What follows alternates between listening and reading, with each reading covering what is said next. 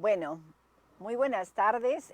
Yo la verdad encantada de esta oportunidad de volver a llegar a sus hogares y poder estar con ustedes para compartir en esta oportunidad un tema interesante relacionado cuál es el efecto del consumo de alcohol sobre nuestro hígado y cómo podemos proteger de estos efectos.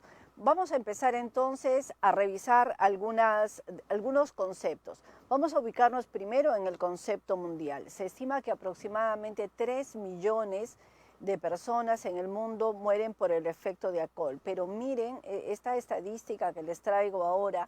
En el año 2016 se estimaba que las personas mayores de 15 años tenían una ingesta de alcohol puro de aproximadamente 6.4 litros.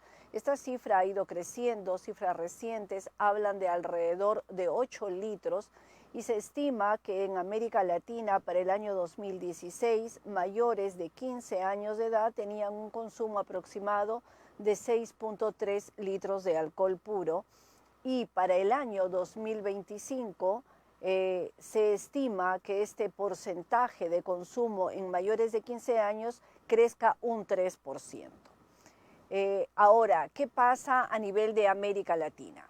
A nivel de América Latina lo que se ha visto es que más del 50% de las personas mayores de 15 años, al menos alguna vez durante un año, han bebido bebidas alcohólicas, ¿sí? Por otro lado, el consumo de bebidas alcohólicas de forma episódica y en gran cantidad es una rutina frecuente en las personas adultas.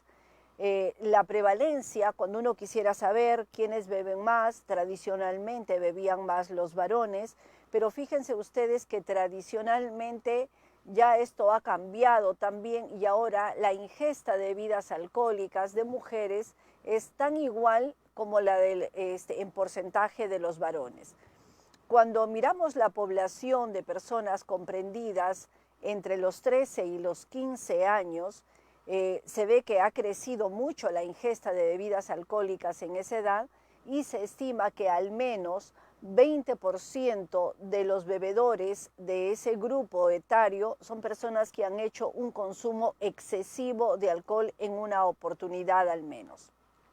Y cuando hablamos de que el alcohol puede producir efectos de cirrosis hepática, en América Latina se estima que alrededor del 53% de la cirrosis hepática son producidas por la ingesta de bebidas alcohólicas.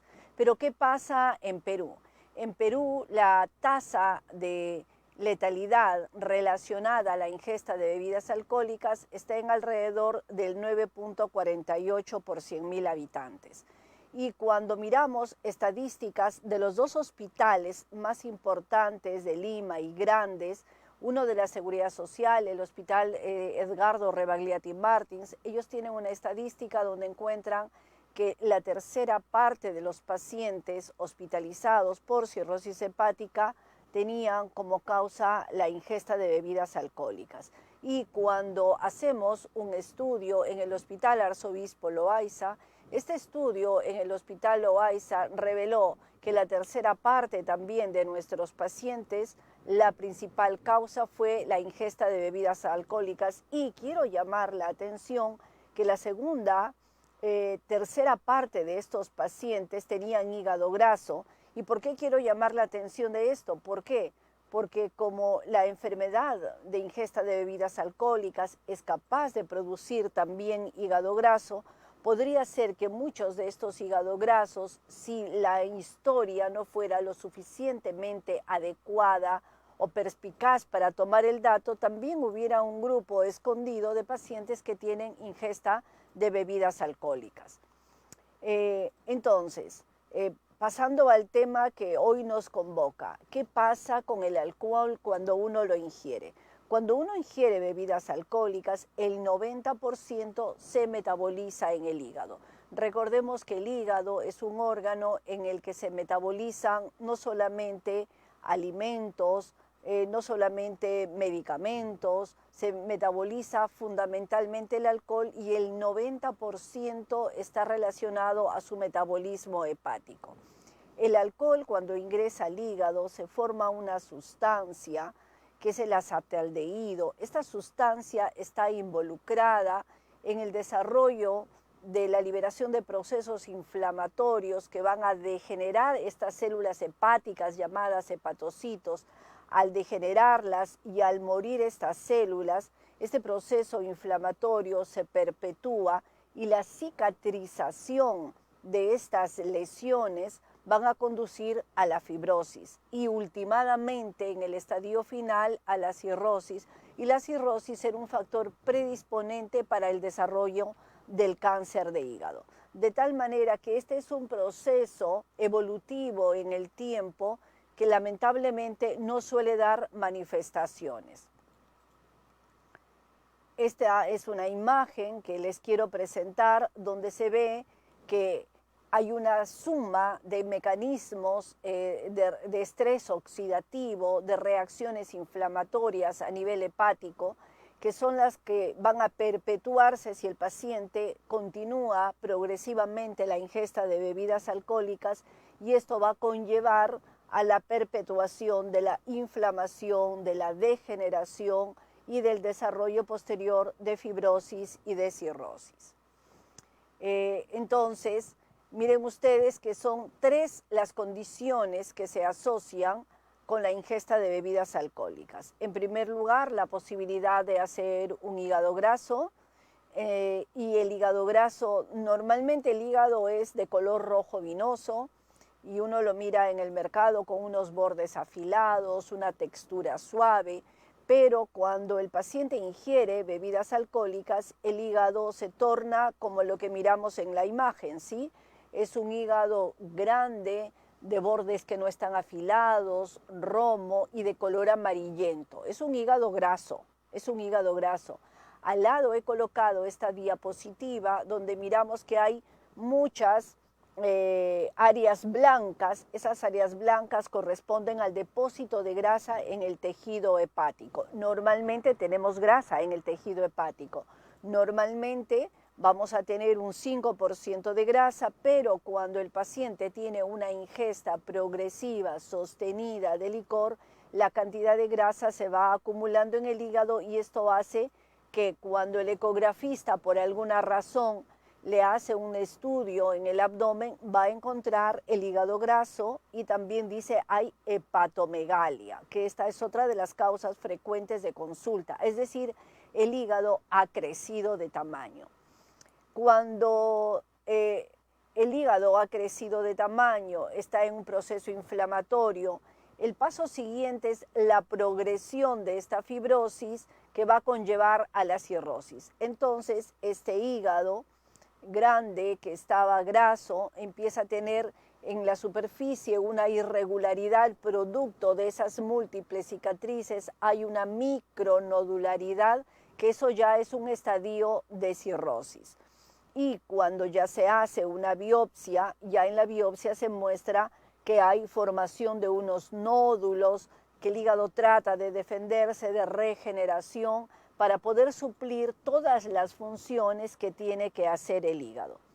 Y la tercera condición que pasa en nuestros hígados por la ingesta de bebidas alcohólicas es el desarrollo de una hepatitis alcohólica.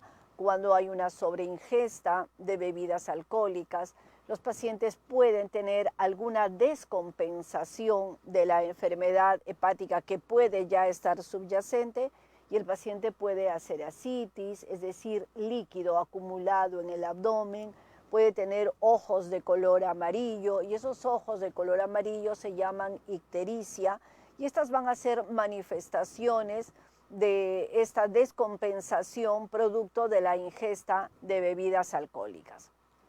Muy bien, cuando el paciente ha desarrollado la cirrosis hepática, en este proceso largo de años, que suele ser casi asintomático, va a tener la presentación final de algunas complicaciones producto de esta fibrosis del hígado. Estas complicaciones están relacionadas con la presencia en el esófago de varices esofágicas. Es decir, se forman unos cordones de venas en el esófago que van a tratar de escapar la sangre que ya no puede ingresar a ese hígado que está endurecido por la fibrosis. Se va a formar líquido en la cavidad abdominal que se llama ascitis, o va a empezar una alteración del estado de conciencia del paciente con temblor en las manos, con olvido de cosas, con inversión en el tiempo del sueño que se denomina encefalopatía hepática.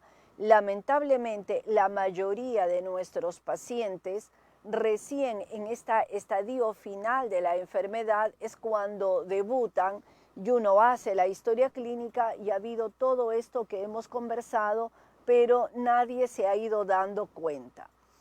Esta es una diapositiva que quiero compartir con ustedes porque miren, nosotros tenemos, cuando ya se ha instalado la cirrosis, nosotros vamos a tener unos largos años en los que el paciente no va a tener manifestaciones de complicación de la enfermedad severa y la mortalidad es mínima.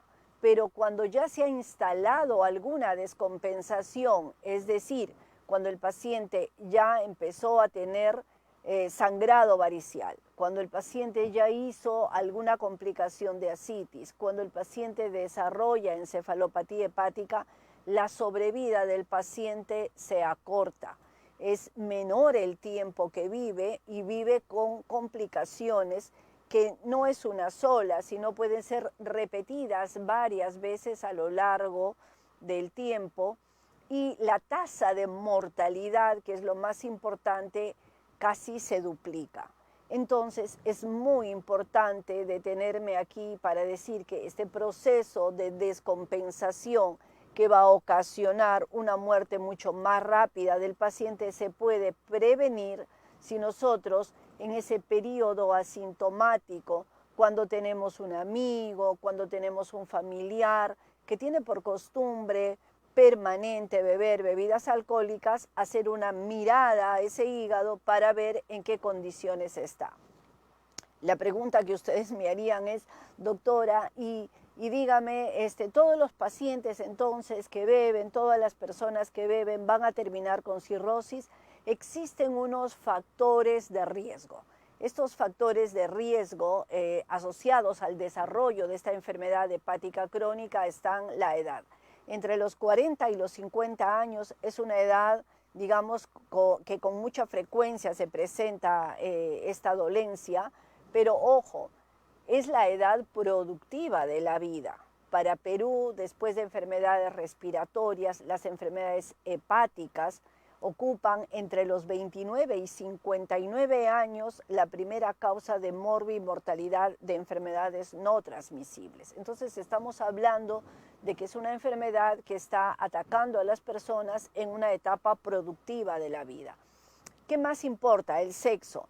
El sexo femenino es mucho más vulnerable que el sexo masculino. La raza también importa. Los hispanos tenemos mayor propensión al desarrollo de la hepatitis alcohólica y de la complicación de la cirrosis.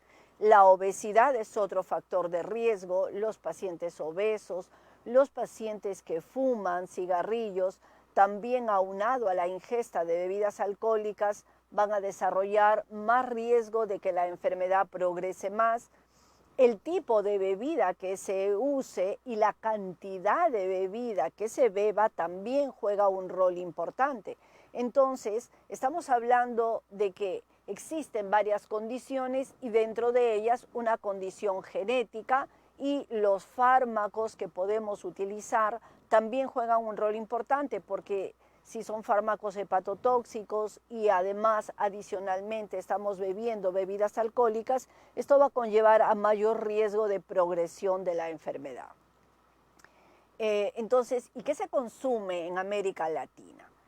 Vean que la bebida de mayor consumo es la cerveza, pero en América Central son los destilados, es decir, o ron, o pisco, o whisky, es decir, los destilados son bebidas que más se consumen en América Central y en algunos países como Uruguay, Argentina y Chile, hasta un 40% el consumo preferente es del vino.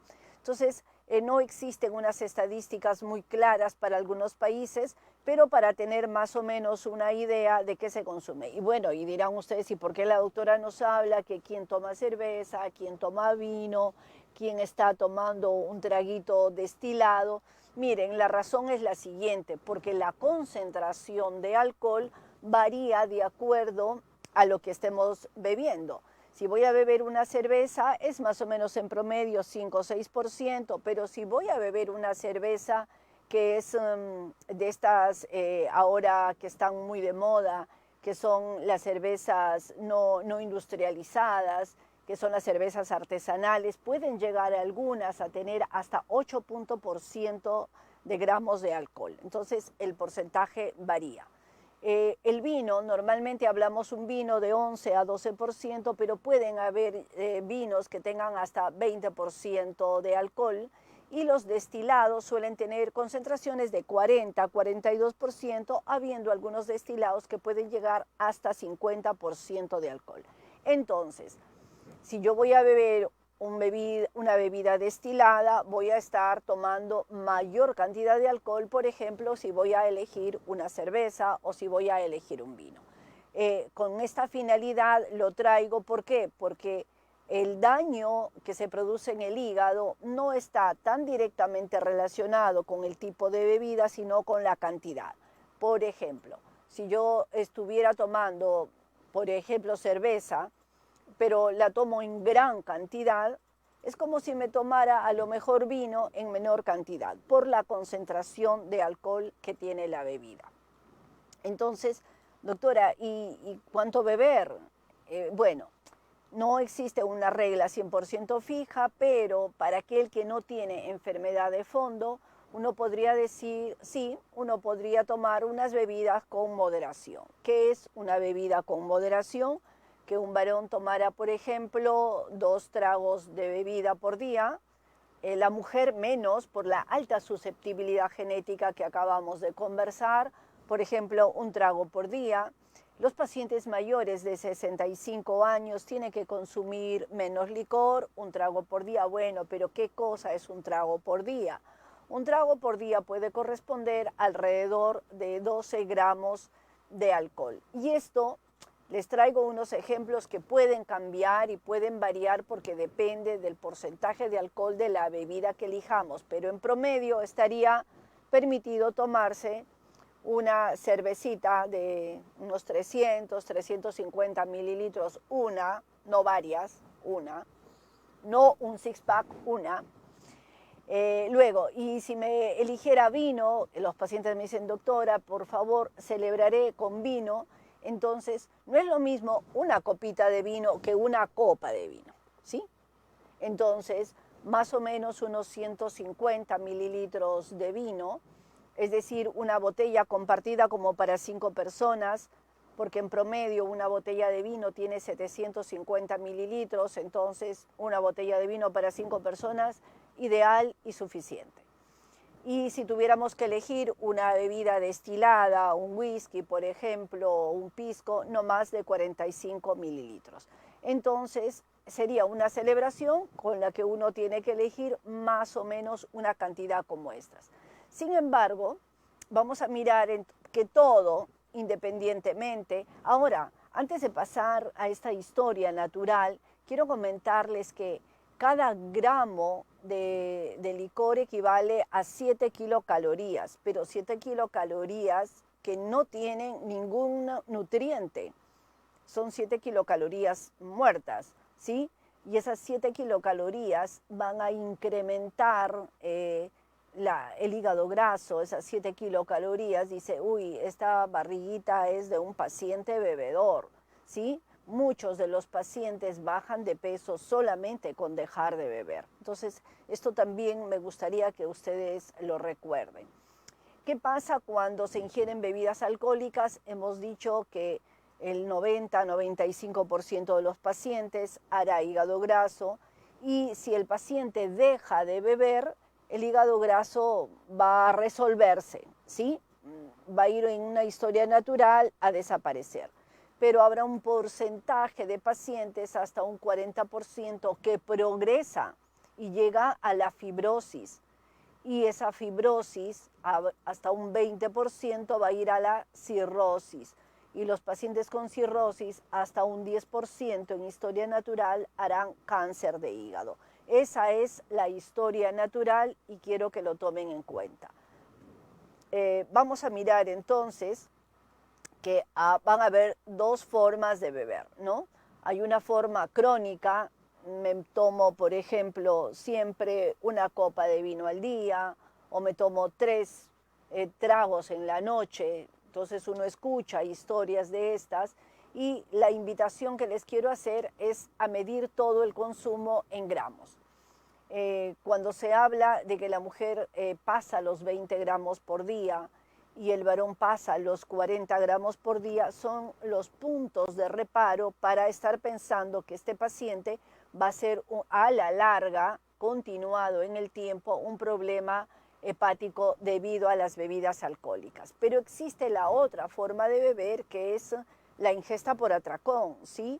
Esta ingesta pesada, que consiste en beber todo rápido en menos de 2 horas o alrededor de 2 horas, un promedio de 5 tragos si es un paciente varón o de 4 si es paciente mujer, y esto es lo que está muy de moda y más de moda en la gente joven. Cualquiera de estas formas, no es que porque beba una sola vez fin de semana, pero cada fin de semana es lo mismo y son bebidas fuertes, pero ya no es un fin de semana de sábado y domingo, sino es un fin de semana que empieza viernes. Entonces, estas cosas también le van sumando un daño al hígado.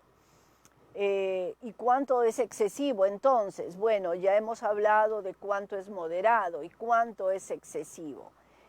Para ser prácticos, excesivo puede representar 1 litro de vino por día, por persona, puede representar alrededor de 2 litros de cerveza por cada uno, o 200 mililitros de un trago corto destilado, ¿no? Esas son más o menos las cantidades que uno dice, uno se está excediendo. ¿Qué pasa cuando yo ingiero bebidas alcohólicas, pero estas bebidas alcohólicas las ingiero sin tomar en cuenta algunas condiciones de fondo que tengo? Es decir, si yo tengo una enfermedad crónica, por ejemplo, hemocromatosis, que no es frecuente en el Perú afortunadamente, o si tengo hepatitis B. Hepatitis B es una enfermedad frecuente en nuestro país. Hepatitis B está muy relacionada con el cáncer de hígado, está muy relacionada con enfermedades crónicas y cirrosis. Juntamos entonces dos factores, estamos juntando hepatitis B más alcohol, por lo tanto la predisposición a la formación de cirrosis y de cáncer de hígado es mucho mayor.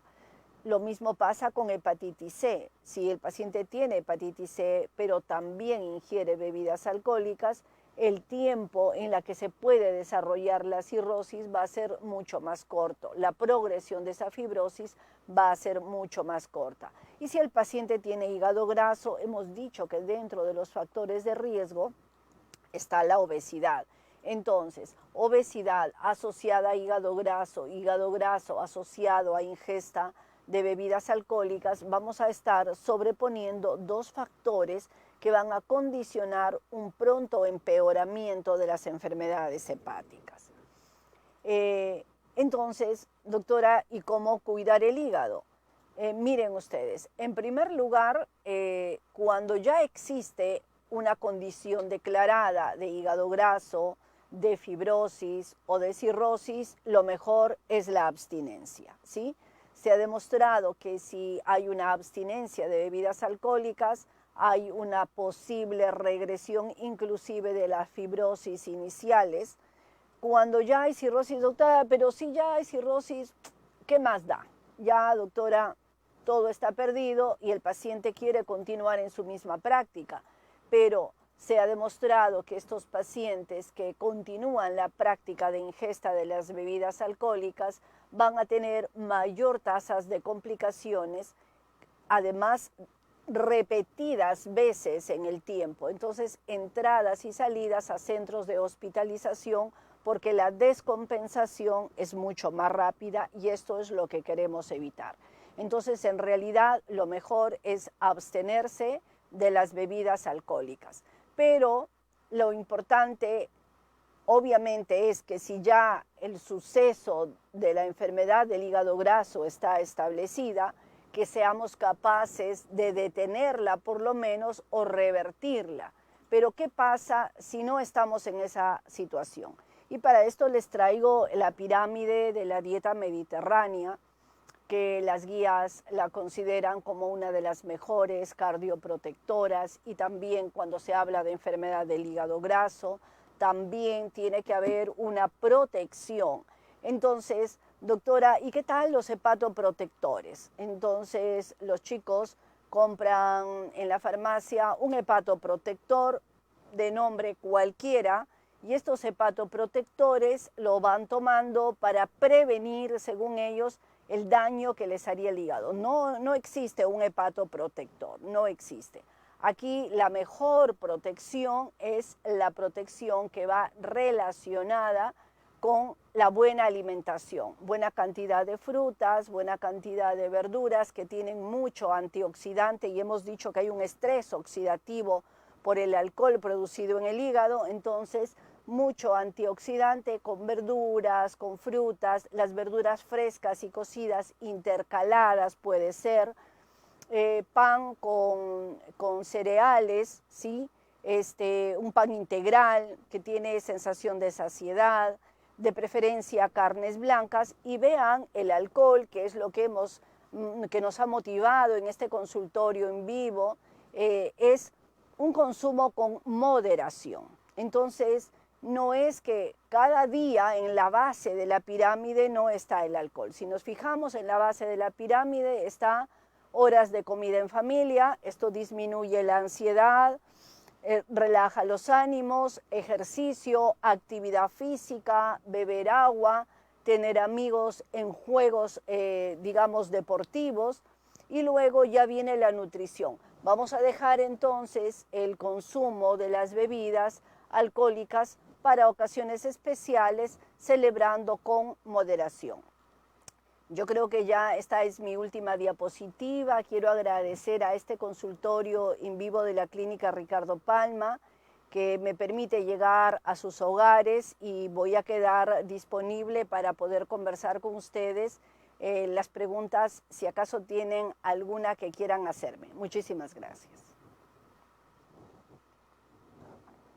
Muy bien, yo creo que hemos empezado el tema de las preguntas, y una de las preguntas es ¿cómo cuidar el hígado en los pacientes con diabetes mellitus tipo 2, en jóvenes, por ejemplo, de 29 años usando insulina? Esta pregunta me encanta porque en el anterior consultorio en vivo que hablamos diabetes e hígado graso y progresión a la fibrosis, una de las cosas que vimos es el grupo de los pacientes diabéticos son pacientes que tienen, en un estudio que hicimos para América Latina, era un estudio de revisión sistemática y metaanálisis. En ese estudio se vio que los pacientes obesos y los diabéticos tenían un 70% hígado graso. Entonces, estamos hablando de hígado graso alrededor de 70% en un paciente diabético que ya tiene un alto índice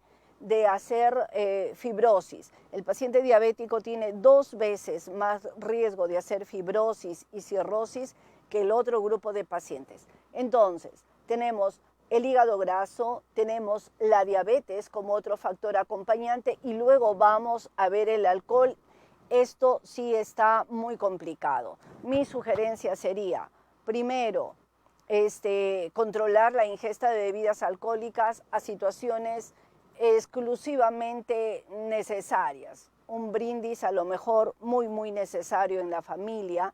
Revisar si el hígado tiene algún componente inflamatorio que me haga sugerir que tiene fibrosis, porque allí sí, si hay un indicio pequeño de estos, es mejor evitar totalmente. Si es un hígado graso, es mejor evitar las bebidas alcohólicas, más aún si fueran de rutina. Entonces, y tener una dieta balanceada, teniendo una hemoglobina glicosilada controlada. Entonces, muy importante, hay un estudio grande que ha demostrado que los que tienen hemoglobinas glicosiladas controladas en el tiempo tienen menos chance de hacer fibrosis hepática. Vamos a mirar otra pregunta. Un paciente con un diagnóstico de hepatitis previo y tiene más riesgo de desarrollar nuevas enfermedades del hígado. Acá vamos a separar. Esta pregunta es buena porque existen muchos tipos de hepatitis. Existen hepatitis, por ejemplo, virales, las clásicas, hepatitis A, B, C, D o E. Si el paciente tiene hepatitis B o hepatitis C, es un paciente que tiene riesgo de desarrollo de enfermedad crónica. Pero la hepatitis A, por ejemplo, cuando da, termina y el hígado se queda nuevamente en condiciones normales. Luego, si nosotros tenemos un paciente que tiene otras hepatitis por citomegalovirus, por rubeola, por otros tipos virales, esa también cuando se cura, el hígado vuelve a recuperar todas sus funciones. Las hepatitis no son, digamos, una sola. Como son varias, el hecho de haber tenido un tipo de hepatitis no me descarta la posibilidad de enfermar de un tipo diferente. Entonces, me puede dar hepatitis varias veces por diferentes virus. Otra pregunta, mi hermano murió con cirrosis por autoinmune. Yo también puedo tener el mismo fin, puede ser genético. De hecho, la hepatitis autoinmune tiene un componente genético. Se ha visto de que hay alguna predisposición para esto y esto viene, digamos, acompañado de unas características particulares. No necesariamente, no todos los pacientes que tienen enfermedades hepáticas autoinmunes van a tener hermanos que tengan enfermedades autoinmunes, y si la enfermedad autoinmune se diagnostica a tiempo, se puede evitar con el tratamiento la progresión a la cirrosis, de tal manera que no es una cosa que sea obligada que se repita en toda la familia, ¿no? Un paciente pediátrico con ictericia al nacimiento tendrá daños o riesgos al futuro. Habría que ver cuál es la causa de la ictericia en los niños. Generalmente es una incompatibilidad de grupo sanguíneo, y esta incompatibilidad, la verdad, no tiene consecuencias a futuro, así que yo pensaría de que hay que chequearlo, sí, para mirar, hay que estar seguros cuál fue la causa de la ictericia. La mayoría de las veces son incompatibilidades de grupo y no tienen consecuencias a largo plazo. ¿Hay tratamiento para el hígado graso? ¿Se puede revertir? Bueno, yo les digo esto a los pacientes. No existe la pastilla mágica para poder tratar el hígado graso, porque el hígado graso es consecuencia de unas alteraciones en el contexto metabólicas, es decir, el hígado graso va asociado con algún factor, ya sea de triglicéridos elevados, de hipertensión arterial, de diabetes, de resistencia a la insulina, y todo esto, la forma de mejorarlo es a través de una dieta balanceada y cuidadosa. Y sí, esta dieta balanceada y cuidadosa es capaz de revertir inclusive la fibrosis, no solo el hígado graso. De tal manera que cuando vienen los pacientes a la consulta, yo no solamente les evalúo el peso y la talla, no, yo evalúo también si tienen o no, qué índice de grasa tienen, porque este índice de grasa podría estar revelándonos de que el paciente está teniendo un porcentaje más exagerado de grasa que puede disminuir con una buena alimentación. Así que si ustedes me pidieran una recomendación, yo insistiría permanentemente en que el paciente debe de todas maneras de tener un estilo de vida que le permita mantener un peso ideal. ¿Cuál es el peso ideal? Peso para la talla. Es decir, si mide 1,60 m, 60 kilos, ya Eso es mejor que tomar cualquier pastilla. Otra pregunta dice, teniendo hígado graso diagnosticado, ¿no debería de beber ningún trago? Lo ideal sería, combinar. Primero, beber algún trago eventual, ¿no? Que no sobrepasen las cantidades mínimas permitidas, en primer lugar. Y en segundo lugar, si ya tengo hígado graso, procurar que ese hígado graso se resuelva, es decir, hacer dieta, hacer ejercicio. Un tema importante en una publicación de este año es que los pacientes que tenían hígado graso y que tenían fibrosis y que hacían ejercicios eran capaces de revertir no solamente el hígado graso, sino mejorar la fibrosis. Entonces, mi consejo sería ejercitarnos todos los días en alguna actividad física que puede ser correr, caminar, nadar, trotar, hacer bicicleta, o si no se puede por alguna dolencia reumática, utilizar ejercicios que sean de resistencia, pesas, abdominales. Asociado a esto, una buena nutrición. Bajo condiciones ideales de cambiar nuestros estilos de vida, tomar un trago no va a ser problema seguramente. A los que no tenemos vesícula, la ingesta de alcohol es mucho más nociva. En realidad, la vesícula no es un órgano que esté directamente relacionado con el tema del daño hepático por el alcohol. De tal manera que más bien esto tendría que ver con lo que acabamos de conversar, cuánto alcohol se bebe y qué tipo de licor elegimos. Tengo colangitis biliar primaria, mis hijas pueden tener también este tema, sí, está estudiado colangitis biliar primaria en familia, no necesariamente toda la familia, algún miembro de la familia sí. Hay estudios publicados de tendencia familiar y genética en colangitis biliar primaria. Se ha encontrado alguna relación, pero no es en el 100% de los familiares. La otra pregunta es el hígado graso no alcohólico, ¿cómo se trata? El hígado graso no alcohólico es el que está relacionado con la presencia de hipertensión arterial, de diabetes mellitus, de resistencia a la insulina, de triglicéridos elevados. ¿Y cómo se trata? Primero, controlando la presión arterial. Para controlar la presión arterial, recordar que cuando las personas bajan de peso, mejora la presión arterial, que debemos de consumir menos sal, eso mejora la presión arterial. ¿Qué más tenemos que hacer? Si es que no tiene diabetes, pero tiene resistencia a la insulina, necesitamos dar tratamiento para resistencia a la insulina. Existen muchos medicamentos que van a mejorar la resistencia a la insulina, pero uno de los factores claves para mejorar resistencia a la insulina es perder peso y hacer ejercicio. Hay otros estudios que se publican que el solo hecho de hacer ejercicios es capaz de mejorar la resistencia a la insulina. Entonces, estas son formas de controlar el hígado graso. No existe la pastilla para el hígado graso, existe el tratamiento de las enfermedades asociadas y todas están relacionadas con la pérdida de peso, con el ejercicio, con un estilo de vida saludable. La hemoglobina glicosilada, ¿cuánto es el máximo que debemos tener?